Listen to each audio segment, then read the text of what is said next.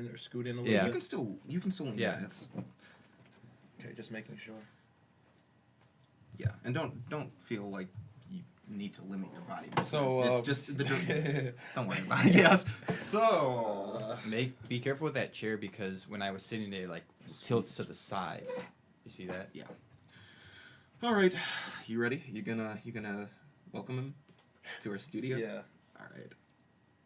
Look at that picture. Thanks. All right. Can we get this full screen? Hello. What's up, man? Hey, how's it going? Evan, what's going on, man? How you doing? Oh, you got two. I can't see. I can't Yep. see the partner in crime there. All right. He's There dark, we that's go. why. All right, we'll move this back. I'm sorry. All right. How you doing? Scoot in a little bit. I'm good, man. Yeah, thank you for taking the time to talk with us for a little bit. We're really excited. No worries. All right, So this is. Give me the context again. What you guys are up to? Yeah, so we started up a YouTube channel about a little over a year ago. We'd started it as like an interview type show. We'd called it Straight Up, and that's still what we're calling our interview show. But then, over the past year or so, we started, engaging with other things we were passionate about. So we started up another program called Race to 100, where we talk about issues, societal issues dealing with race in popular culture, and the perspective from both an African American and a Caucasian individual. So we're trying to engage different areas, things that we're passionate about, things we have experience in. But yeah, it's been a crazy year, and we're so excited we get the opportunity to do things like this. It's really cool. So I yeah, like it. that's So- basically so- our thing. So wait, which one are you as Neil?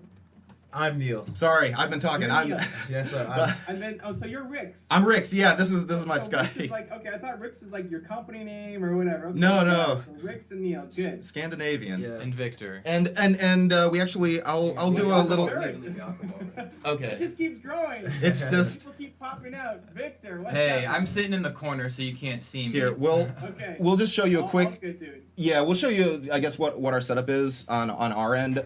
So I guess from right to left, we've got our. You're on the big screen right there. So that's where we're recording from the TV. We've got us, and then we've got Victor over there. Nice. All right. So yeah, I guess if you don't mind, I guess we might end up looking towards the TV just because you're on it. If that's cool, just we don't want to be distracting or anything. So whatever works No, for man, you. whatever works, dude. Cool. We're very excited. All right, Vic, are we good to go? Yeah. All right. So you ready to get started? Cool. Yeah. So I don't know if you normally have a way to start these off, but we're ready whenever you are. Yeah, I'm good, man. You're recording it, right? Yep, Whatever, let's do it. All we're right. recording on our side, so we'll have Vic start off, and then we'll swing it to Neil and go from there. All right, so welcome back to another episode of Straight Up. Our guest today is Evan Carmichael.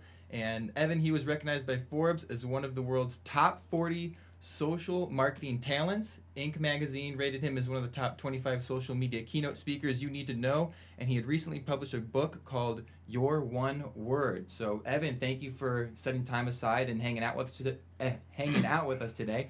How you doing? I'm good, man. Thanks for having me. I'm looking forward to having some fun with you guys.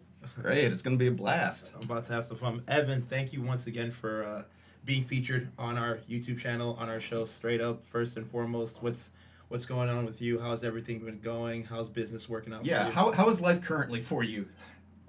Life is good, man. Every day is great. It's a constant challenge to push myself harder, try to do more, try to have a bigger impact. So this is the highlight, though, guys. Talking with you guys, right? Thank you. Neil, Thank Rix, you. and Victor, the trio. This is it. This is making my week, so I'm pumped. That's appreciate where it's that, at, man. We appreciate that. So I guess I'll start the conversation. Evan, I'm a sports guy, and I read an article about Kobe Bryant, and he's transitioned from retirement from a basketball player to a venture capitalist. I wasn't really sure what that was, so I looked up what it was and learned what that entailed. And I read up on your Wikipedia page that you also were a venture capitalist before you became a serial YouTuber. So talk to us a little bit about the transition. What made you go from being a venture capitalist to working on YouTube and growing successfully? So it started off with me actually having my own business. I had a biotech software company when I was 19. I sold it when I was 22. I never needed money. So venture capitalists, for the audience, they help raise money, usually like $500,000 plus. So they're not angel investors giving low amounts. Like they start at $500,000 and go up typically. I never had to raise money for my company, and I was always kind of curious about the industry. When I sold my business, I didn't know what I wanted to do next. Gotcha. You know, it's like I worked so hard grinding on this business for 3 years, and it's gone. Like, oh, now what do I do? It's like it's a good problem to have. I'm not complaining. Just it was still, I don't know what to do.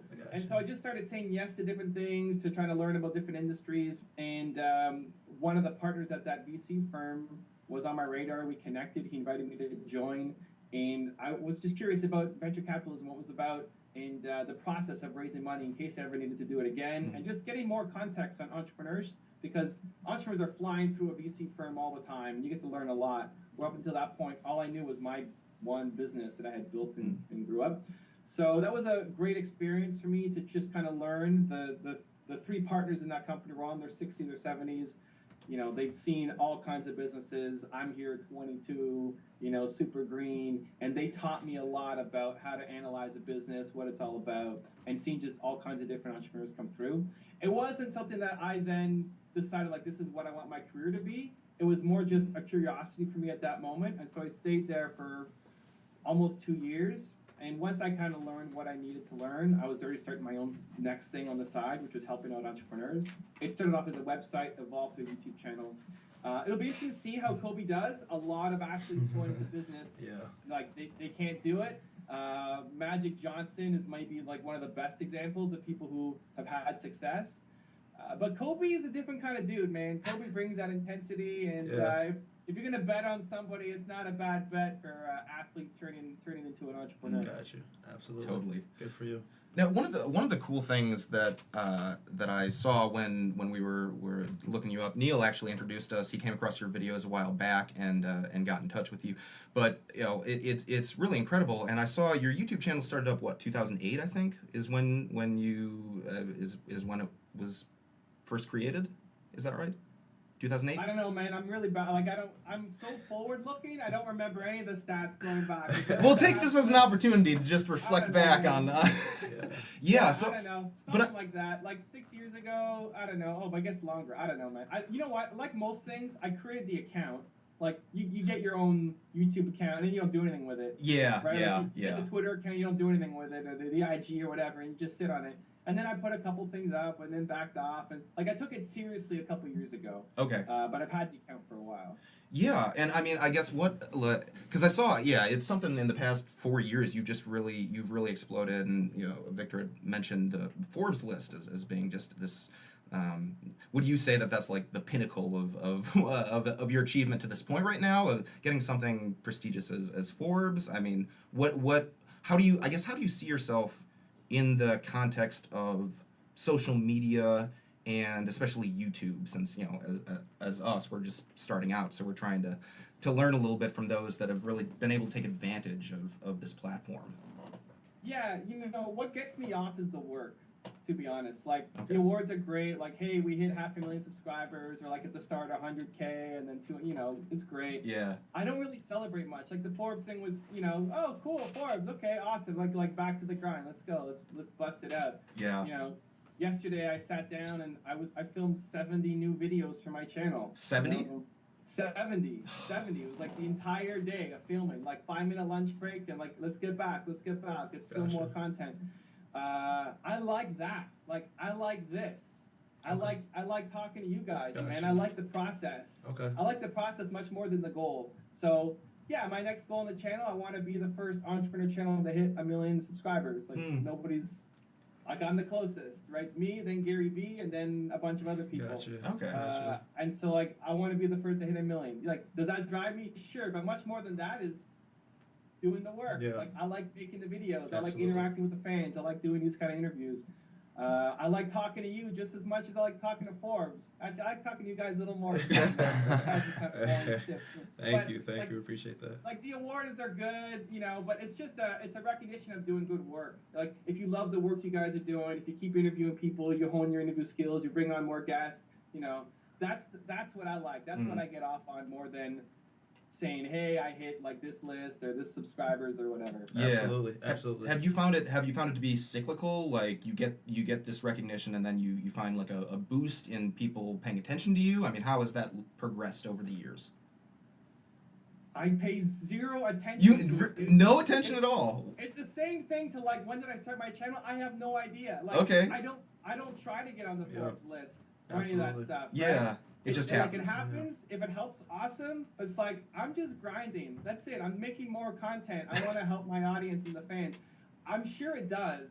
But can I tell you that, hey, I hit this list and I got a 5% boost or 20%? Like, I don't know. Yeah, I don't know. Like, yeah. I just, who cares? I'm just back to making more great work. Yeah, and that's like a common theme, Evan, because that's how I stumbled upon you. All of your success videos, the top 10 rules for success, and that's a common theme that you talk about in these videos. Like, love the process, love what you do, and the results will come inevitably.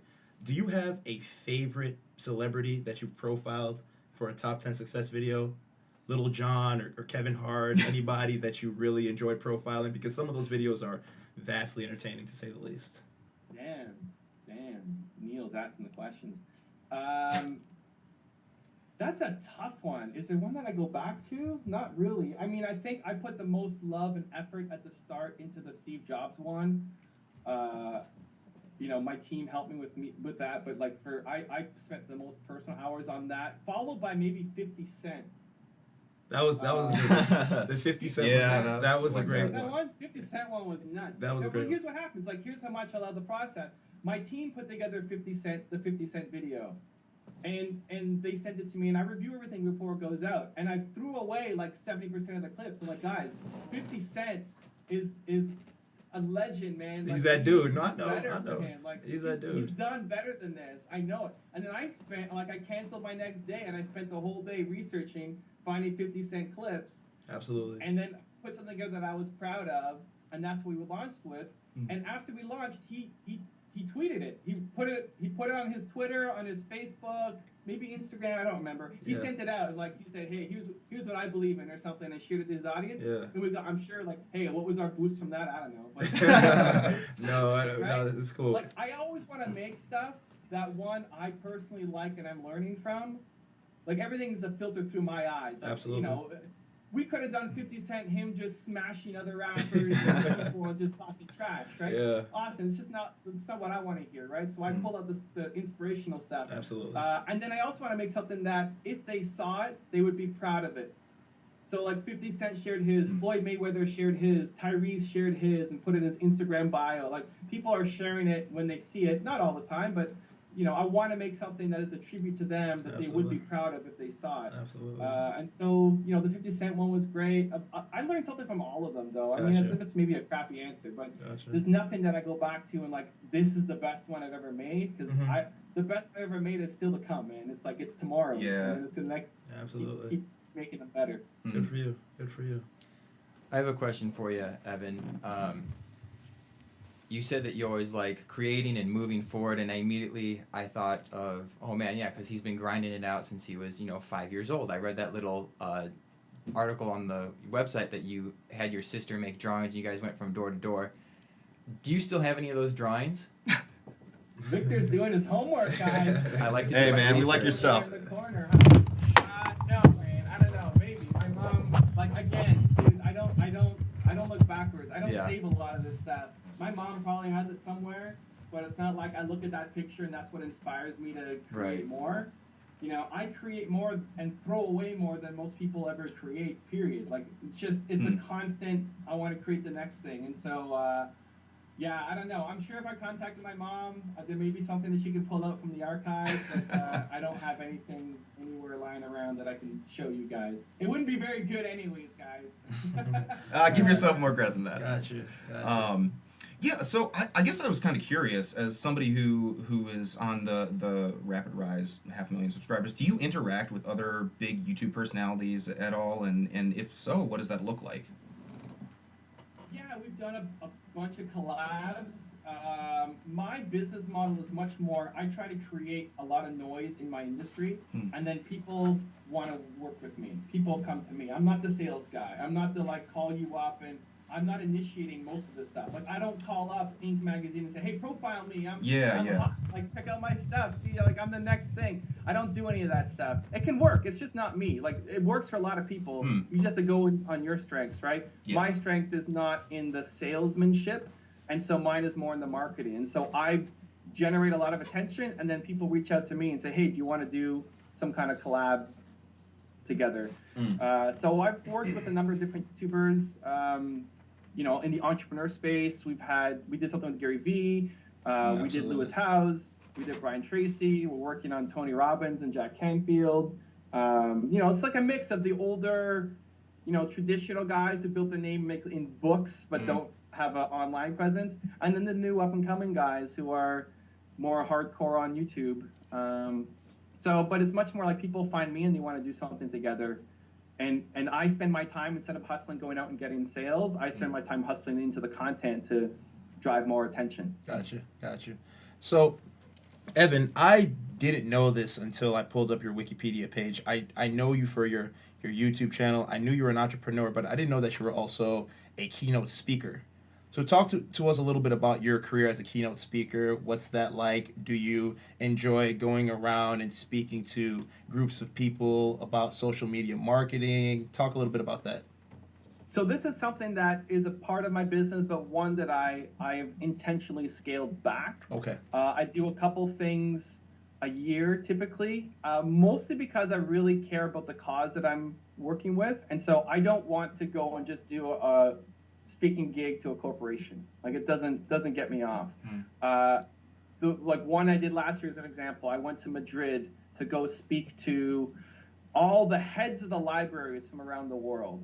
Wow. The directors of the libraries, because the libraries are like, we're getting irrelevant. People don't care about libraries anymore. How do we stay relevant in a social media era? I'm like, you know what? If I go here and I can touch a couple of the directors of these libraries, maybe that has a significant impact on those communities they go home to, right?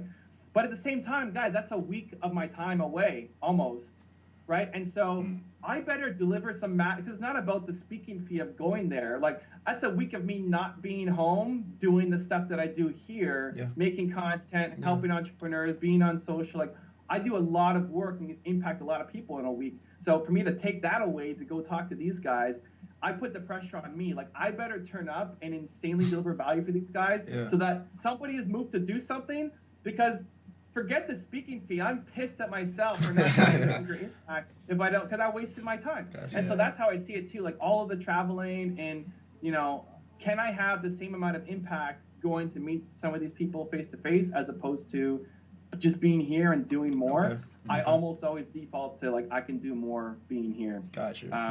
I'm also not a natural networker. So I get invited to all of these different YouTube meetups and private elite groups and like all of these mastermind talks and that kind of stuff. And I just, I'm not I don't talk to the guy next to me on an airplane. I suck at a networking event and like if I'm speaking, fine, but like I don't walk the room and ask people what they're all about. So an introvert by nature? I'm 100%. Like it doesn't come out when we're doing these kinds of things. Yeah. But I'm totally introverted. I don't talk to strangers or do any of that stuff. Gotcha. I'm the worst, cold calling salesman around. Gotcha. And I just but I'm good at my work. And so like, that's what gets me off. And so the speaking, like the secret to speaking, to getting more paid gigs is just to speak more, like practice, speak more. People will recognize you, you'll get better, and then you'll get more opportunities that'll be free, and then you'll start getting paid, $100 and then $500 and then 1,000 and then 5,000 and 10,000. Like you work your way up, and people will keep asking you if they see you and they like you. But I don't know. My agent's pissed at me because he keeps trying to book me out on gigs and stuff. And I'm like, dude, man, like what's just another corporation wanting to do like, come on, man, give me something good. Yeah. Well, like what is that? What? Oh no, sorry. Continue. No, I'm a strange bird. I'm not the typical, like, I don't know. I'm hard to deal with, I think, for my agent compared to most people. Well, yeah, I mean, what is that? What does that push and pull look like in setting your own boundaries, but at the same time acknowledging that you're still in a business, right? So you have to make decisions that are sometimes not in your favor, or not something that you really want to do, right? Like, is there? So I tried quickly, pretty early on in my entrepreneurial career, to try to live a life where I didn't need to make decisions based off of money. Mm-hmm. And when I was younger and I didn't have as much, it just meant living a more frugal lifestyle where, like, I don't have to say yes to that deal because, it's just for money. And so now, like, okay, you want to pay me XK to come to your city, and like, I'm not going to do it. I don't care. Like, it doesn't matter to me. I'm not doing any of this stuff just to make extra money. And I'm not like I'm buying 5 Lambos a week and whatever, right? Just like, 4, right? I still live within my lifestyle has gone up significantly, but I'm also not, buying the LA Lakers or anything, right? So, but I get to pick the projects that I work on, and I think as long as you can do that, like if you start get into that mindset where you get to pick the projects and not be doing anything because of a paycheck coming, like those jobs never end up working out anyway. If you just did something just to earn a paycheck, it's going to be the most frustrating, terrible experience ever. You're going to hate it the whole time. You're not going to give a great result for the client. They're not going to hire you back. They're not going to give you word of mouth referrals. It's just like, I want to spend my time on more important things. You mentioned earlier that you were living a frugal lifestyle, and I kind of smiled because I read that at one point you were only making like $300 or $400 a month. You were eating beans for lunch, and like when you would get a little win, you'd get French fries from McDonald's, and it said that you didn't even buy the whole meal because you could only afford the French fries. How long did you endure those moments before business started to pick up? That's all true. How long, I have to think. I don't know. I mean, I was in university. I was trying to make my mark. I was also too ashamed to tell my friends. Like, I'm the one living the entrepreneur lifestyle, right? Like, I'm doing my own thing. I couldn't afford $20 to go out and go to, have beer and pizza with them. Like, I had to pick one thing a month to go to. And I blamed it on me being busy, but really, like, I just couldn't afford it. So, like, I'm missing friends' birthdays. I'm missing, bachelor nights. Like, I'm missing a whole bunch of stuff because I really just couldn't afford it. I ate beans for lunch every day, like the same canned beans because it was cheap. And we would celebrate wins. Like, we got a new client with McDonald's fries. And today, like, I hate McDonald's. It's so unhealthy. But still, the smell of fries and, like, just the look of a fry is victory to me. Like, that's a win. Like, I see the fries on the billboards and, like, yeah. Because that's how I sell it. Like, I'm conditioned to think French fries equals victory. Because that's how we would always celebrate. It's like a cheap, little victory. How long did I stay there? I don't know. I would say like a year and a half, maybe. I don't know. I'm bad with looking back. But I hit like the worst moment of my life where I told my business partner that I quit, and then found my way out of that, and then we started to make more money. It's like it was that low forced me to do things differently, and that's when I found a new path that actually has some success in entrepreneurship. Gotcha. Evan, because I follow a lot of the entrepreneurs, Tony Robbins. I follow you. I follow Gary Vaynerchuk, and I know Gary talks a lot about how he feels like he was always destined for entrepreneurship. He was just set on being an entrepreneur during a time where when you told people that you would like to be an entrepreneur, they would look at you crazy, like, get a real job. Do you feel kind of the same way as he does? Like, you've been destined to be an entrepreneur your entire life, or did you kind of find this niche after you realized some other things weren't going to happen for you? I feel like I had entrepreneurial tendencies growing up. Okay. Right? Like Victor was sharing the background. But I still thought I was going to be a banker. Like the high school yearbook says I'm going to be a banker. Like, where are you going to be in 10 years, right? I'm going to be VP at a bank. I think most of it was because I didn't really have entrepreneurs in my ecosystem. My parents were entrepreneurs. I had no uncle or aunt or friends or anybody who were entrepreneurs. My friends all had parents who had jobs. And so that's just what I thought I wanted to do. I think now there's so much more opportunities, like listening to you guys or watching, a different YouTube channel. There's so many more opportunities to inject entrepreneurship into your environment that I don't know. I don't know about the like nature nurture. Like, is this meant for you or not? Were you born this way? Like, again, I don't look back, man. It just Gotcha. like, okay, so what? Like, okay, so you didn't grow up an entrepreneur. Like, doesn't mean you can't do it. Like, go if you want, if it's on your mind, go and try it and see if it makes you come alive or not. So would I have done more entrepreneurial stuff if there were YouTube channels about it? Probably. Okay. But I don't know that I was like a born entrepreneur. I don't know. I don't spend much time thinking about it. Okay, gotcha. So- I want to work, guys. I want to get to work. Yeah, absolutely.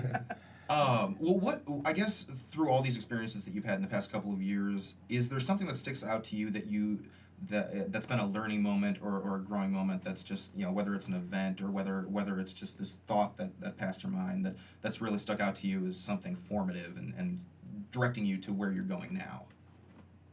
The two like super formative ones for me happened when I was 20-ish. One was I was in Paris and I was a tourist and I'm sitting outside the Notre Dame Cathedral and I have my map. I'm trying to figure out where I'm going next and by myself. And this French girl comes up to me and asks me for directions. And I'm thinking, why is a French girl asking me for directions? Like, it doesn't really, right? Like, I should ask this girl out, right? Let's see what she's doing tonight, take her to coffee, something like that, right? And I chicken out, right? Like, I chicken out, I'm worried about my French not being good enough or whatever reason. So she walks away, and I'm pissed that I didn't take my shot. Not that it would have been amazing, but, like, not knowing is worse than the rejection. And so I tried to take her picture, from across the river as she was walking by, and she actually kind of walked behind the stall, so I didn't get her. But as soon as I got home, I put that on my wall. I put that picture on my wall as a reminder to, like, the next time I'm afraid, I just got to do it. I just got to say yes and figure it out, because not knowing is worse than getting a no. Like, that short-term no is okay compared to a lifetime of not knowing. Absolutely. And so I looked at that every day, and I didn't actually tell the story to my friends. People came over because, again, I was embarrassed and ashamed. They just see this beautiful French riverside picture, but like to me, it's like, I missed my shot, man. Right? Like Eminem, you got one shot, one opportunity, right? I know. Seize everything you ever wanted, right? You're gonna seize it or not. Gotcha. And so that saved me, because I said I wanted to be a banker, and my yearbook said I'm going to be a banker. I had that opportunity when I'm making $300 a month in my company and just sucking, right? Like, not making anything. And I get these opportunities to work at Merrill Lynch and McKinsey Consulting, $80,000 to $100,000 starting salary, flying me to New York, putting me up in the Waldorf Astoria, like the whole deal, wine and dine, like what I thought I wanted, the jobs that my friends weren't getting. And what do? Do I take this crappy company that's not going anywhere, or do I take this dream job that I always wanted? And I remembered the picture, and what am I going to regret? And I would regret not trying the company. I knew like in a year I could get another job. It may not be that job, but it could be a similar job. Absolutely. But I wouldn't know if I would get this company opportunity again.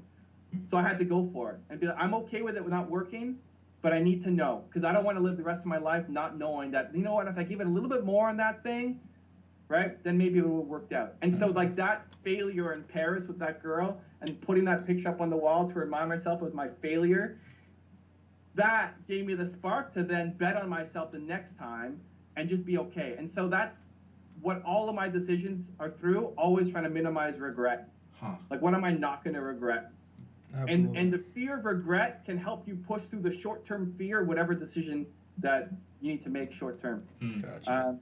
And then the other formative lesson was around the same time coming back, figuring out how to make my business grow. And I told my business partner I quit. It was like worst day of my life. I realized that I'm not the first guy to try to sell software before. And by modeling success, like somebody else has already figured this out. I don't have to come up with all the ideas myself. And I looked at how Bill Gates started Microsoft. 0 to 1, like not how he makes an extra million now, but 0 to 1. How do you do that? That's what I want to do. And I found this story and I researched it, and I was making $300 a month, and within 2 months or so, I made my first deal that was $13,500. And that doesn't sound like a lot of bank, but dude, for me that was sick. Trust me, that was the deal, yeah, man. absolutely. $13,500, what? That's crazy. Yeah. Like, this could actually work. Yeah. And more important than that, like I had a model that I could repeat. Yeah. So it's not just a one-time deal. I could sell it again and again and again. And so that idea of, so first one, like living with no regrets, trying as much as possible. And then two, whenever I'm faced with a problem I don't know what to do, I try to model success. Find someone who's already done it and what can I learn from that? It's why, like, what am I doing on my YouTube channel? It's just modeling success. It's just finding people who've done great things, and it's selfish for me. Like, I would do the YouTube channel even if you guys didn't like it.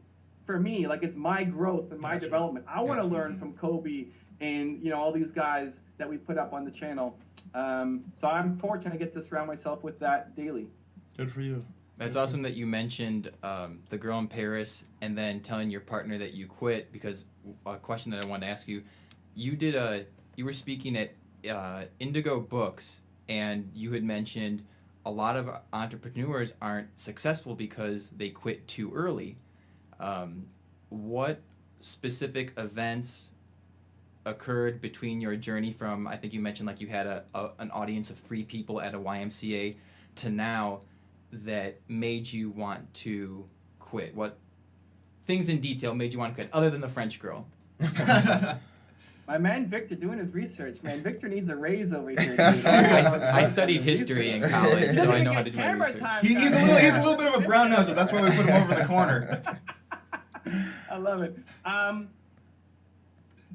So if I look at kind of my speaking career again, Indigo is like Barnes and Nobles in Canada, right? It's the biggest bookstore. Mm-hmm. And when I started speaking, it was YMCA. It was my first thing, and it was a free event, and the YMCA had a program to help entrepreneurs, and they were promoting it out. Say, hey, young entrepreneurs, guys hold this business, going to come and teach you some advice. And I was stressed and pumped, like I want to help these entrepreneurs. My first thing, I want to give a ton of value. I put a ton of work into it, and 3 people showed up for the first thing.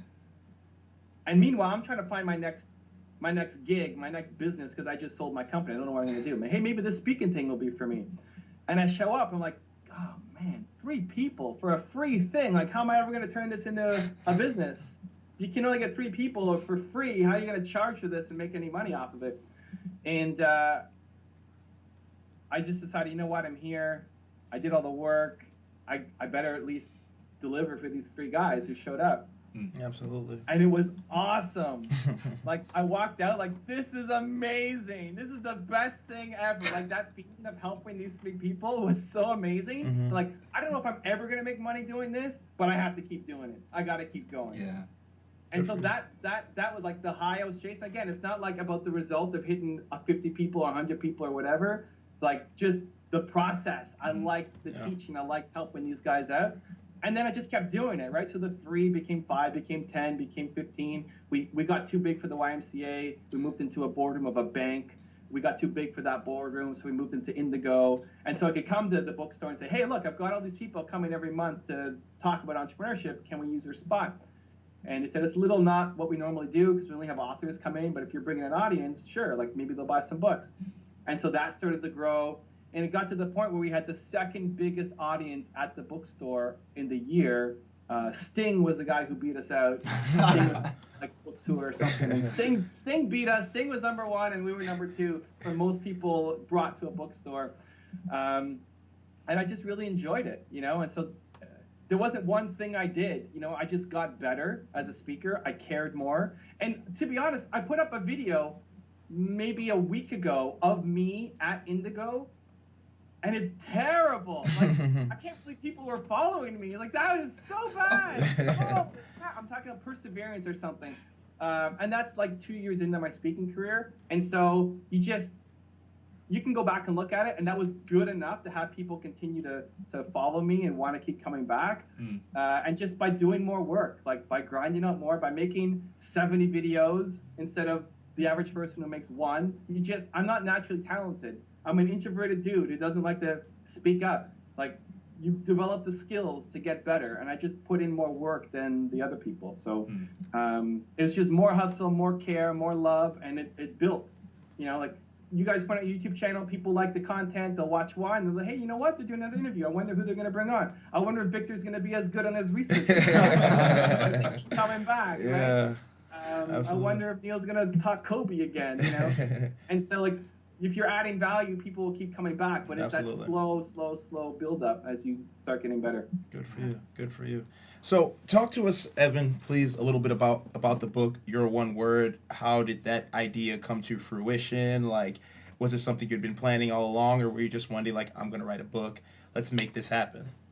I never wanted to write a book, guys. It was not my thing. My agent, Steve, in New York is like, we need a book. You need a book. I need a book to sell you into corporations and all this stuff. Like, I don't want a book, Steve. Look at my YouTube channel. I can open up doors with my, it's not 1950 anymore, right? Like, you don't need a book to open up doors. Yes, sir. I mean, he's like, okay, I'm going to pitch you anyway into publishers. Okay, whatever, pitch me. It doesn't matter. And then through that process, I was figuring out my one word, believe. I started branding my business around believe. My website was about believe. My newsletters were about believe. I was making videos about believe. Everything that was believe related took off way more than anything else. And so, and it's one, because it's easy to understand and market, but two is like, it was more me. Believe is not just a marketing thing. It's authentic for me. It's what I am. And so I was curious to then find other businesses. Like, I'm going to do this crazy thing and build my entire business around one word. It sounds nuts. And then I started finding other businesses that had done it.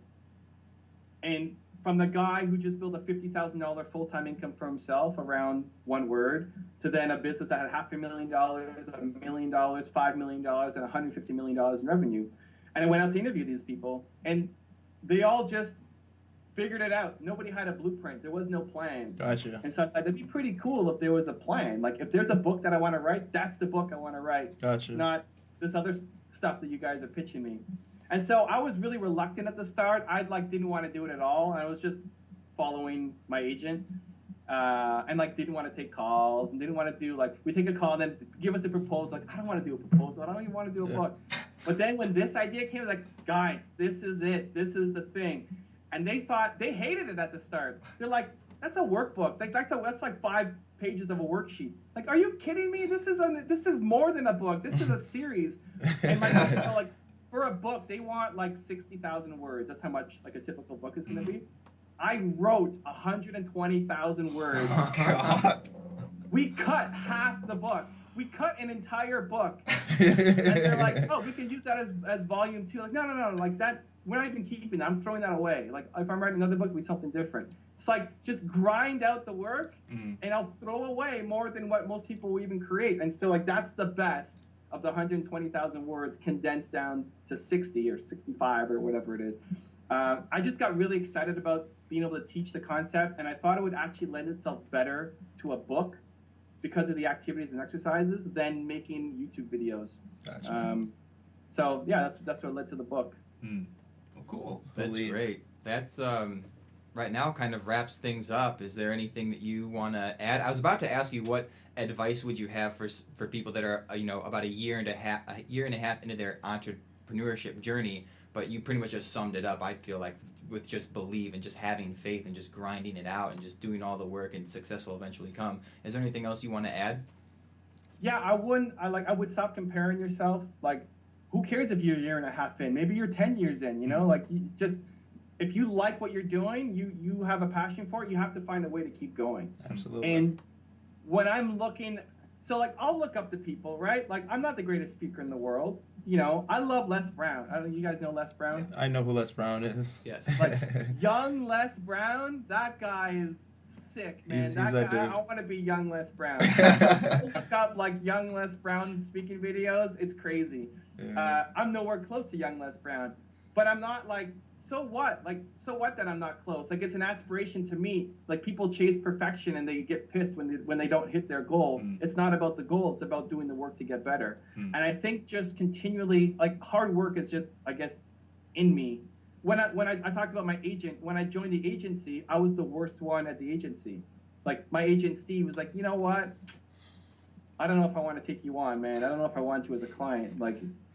Everybody else who had been with him, they were more polished speakers than I was. And I understand. I look back at my videos, I actually really sucked. I thought it was hot stuff, but I really sucked. And then he said, but you know what? Okay, we'll take a flyer. You're our flyer for the year. We'll see what happens. And then I just worked harder than everybody else. When they were having a hard time, he asked me to do my story. One of the first exercises, make your story. So I would make a video about my story, 15-minute video. He would review it. I'd make it in the morning. He'd review it, give me feedback. Afternoon, I'd do it again. Another 15 minutes, right? He'd review it, give me feedback. I'd do it again at night. 4 times a day. I'd be making. I did that intro story 40 times for him, and he gave me feedback. I would make videos every day when the other people at the agency complained about not having time during the week to make one video. Absolutely. Right? And so within a couple months, I became the best practice example. They're like, you guys should be doing what Evan's doing.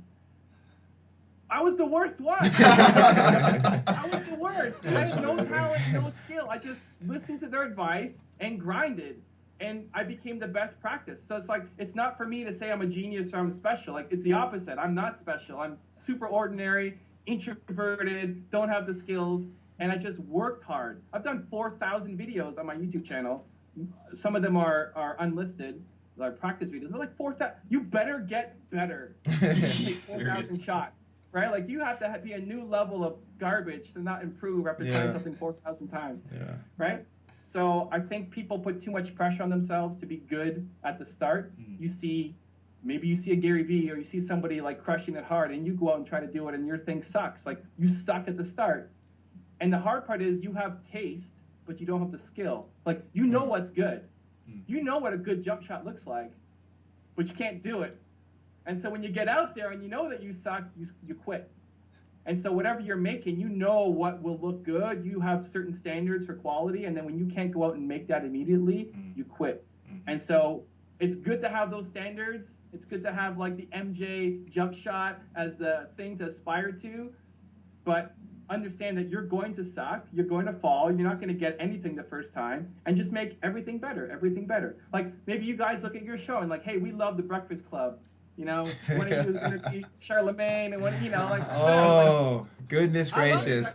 It's a good show, man. Like, they had Malcolm. I feel like Charlemagne is my spirit animal, Evan. I'm not gonna lie. Right. So like, okay, it's a good show to model, right? Yeah. So Breakfast Club, awesome. Have guests come in, great. You know, but it takes time to be that good, right? They put a ton of practice in. And so it's like, that's the ideal, and here's where we are, and just every show needs to be better. Like, whoever you bring on next, that show has to be better than that Evan Carmichael show. That's it. And you just keep building your way up, and you get to be at a higher level. So I think it's hard when people see that they know it looks good and they can't do it, and they just quit too soon.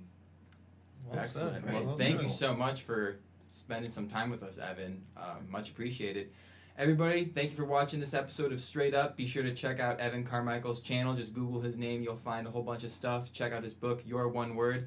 And if you're out there, you have an idea, go after it and just model yourself after Evan and see what happens. Thank you, Evan. Thanks for the love, guys. Good luck. Yeah, thank you so much.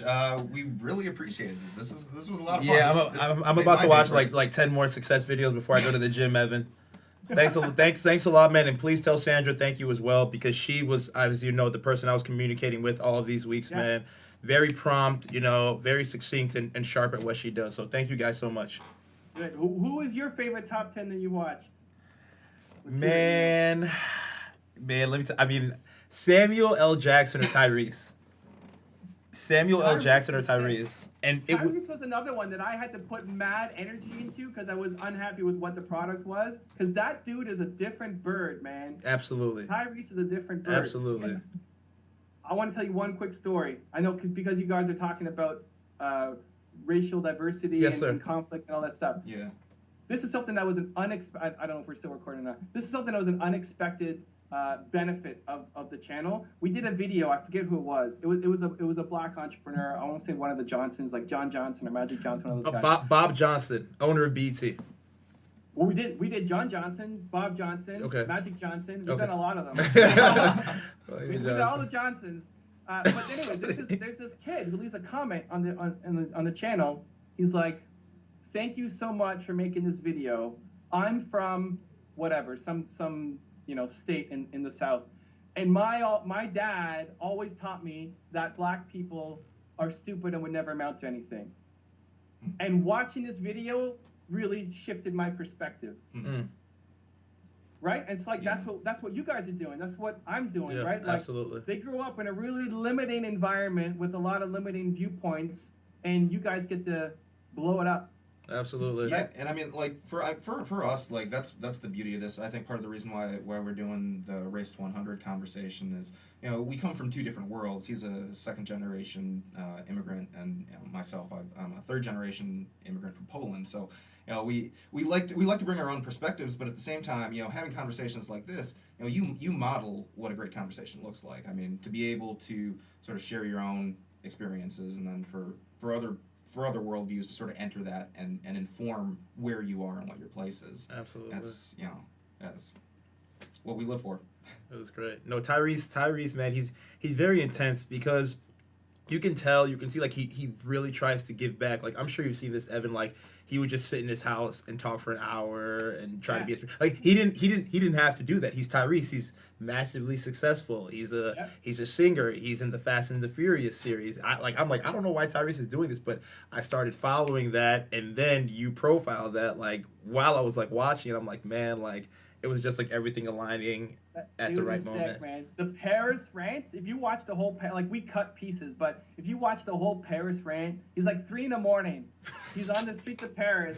It's totally dead, and he just goes on this crazy rant. Yeah. It's amazing. Yeah, it's he does. amazing. That dude is sick. Tyrese is pretty. Have you ever met any of the celebrities, Evan, that you've profiled? I mean, I know you said Floyd Mayweather retweeted or 50 retweeted, but like have any of the? Because I know you're in New York, right?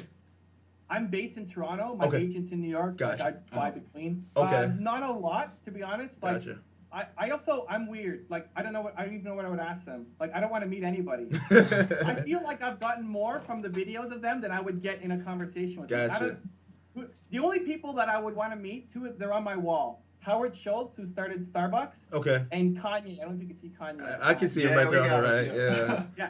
So, like, even when we did the Kanye video, we changed a lot of minds. Like, a lot of people said, I just thought Kanye was this huge jerk off who you know just complains and is a loudmouth, but he actually says some good things. Absolutely. Yeah. And we purposely included a clip of John Legend saying, hey, where'd you get, like, Oprah interviews John Legend, said, where'd you get your last name? Yeah. His name is John Stevens, right? Yeah. And he said, because I was in Chicago and Kanye convinced me to change it to Legend. Yeah. Wow. It's like, he's a good friend, right? Like, you see one side, the public crazy side, but there's also a lot of goodness in there that's what I want to focus on, not like the top 10 Kanye insults or Kanye dumb moments. Absolutely. Like the good, right? And so, like, changing, you have the power to change perspectives through the conversations that you have, the people you bring on. So I feel like all of Kanye's interviews suck. I feel like the people asking questions really don't do a good job. Yeah. So those are the only two. Howard Schultz and Kanye. And only if I can film it. Like, I don't want to meet Kanye. I have no interest. If you can film it, yes. Like, yes, make content for the channel. But otherwise, there's nobody. Like, I'm happy to hang out with you guys just as much as to go meet Kanye or Howard Schultz or whatever. Yeah, like, I'm absolutely. weird. I'm not the typical dude. Fair. So That's fair. yeah, so I'm sure I could have. Like, could I have gone and met 50 Cent or Floyd or any of these guys? Maybe. Gotcha. Like, they're already tweeting the stuff, just get our people talking to each other. But it's like, I don't know. It's the time. Like, how long is it take me to get a crew and go to Chicago and meet Kanye and blah, blah, blah, blah, versus, like, I'm not making more videos. Got you. So So, you Yeah, that makes sense. Maybe it doesn't. This is me. I'm That's cool. That's cool. Yeah, it was pretty. Yeah, so there's so like you have so much material, man. You can't run out. Like, I think, like, I had a crappy day at work and I literally watched that for like 7 hours straight, like video after video, and you don't even realize, like, some of these videos are like 59 minutes, but you're just like, they're so captivating, and you're like, wow, like, it's that feeling you get like after going to a really like good sermon at church on Sunday. Like, you kind of get that feeling after watching some of these videos. So yeah, man, I hope you keep putting them out. Don't stop anytime soon, because Thanks, they're really making a difference for sure. Yeah. Thank you, guys. Hey, feel free to use this last part too if it helps you. Oh, cool. Yeah, Definitely. And Thank you, we'll be putting this together. I don't know if you'll have any interest in viewing it, but this should be out tomorrow night sometime. I just gotta put it together and render it and all that. So Okay. we'll let you know. And Yeah. Shoot me an email and we'll help promote it too, and maybe like take a preview clip or something. We'll see. We'll see what's on the schedule. yeah, whatever Thank works you. for you. That But sounds thank you great, so Evan. much. We really appreciated this. Thank you so much. Thanks, guys. I'm pumped. Breakfast Club next gen. You already know. That's where it's at, man. You already know. Thanks, New man. Shaw, here he is. All right. Thank you, All right. Evan. Hey, take it easy, man. Have a good one. Bye. Cheers. done, gentlemen. That seriously. Well was the done. best one Well yet. done. Didn't I tell you guys we killed that shit? And he stayed on for an extra 15. I It's told you we'd 2:30 be now. fine, man. That was great. Dude, how is it that people just love talking with us? They're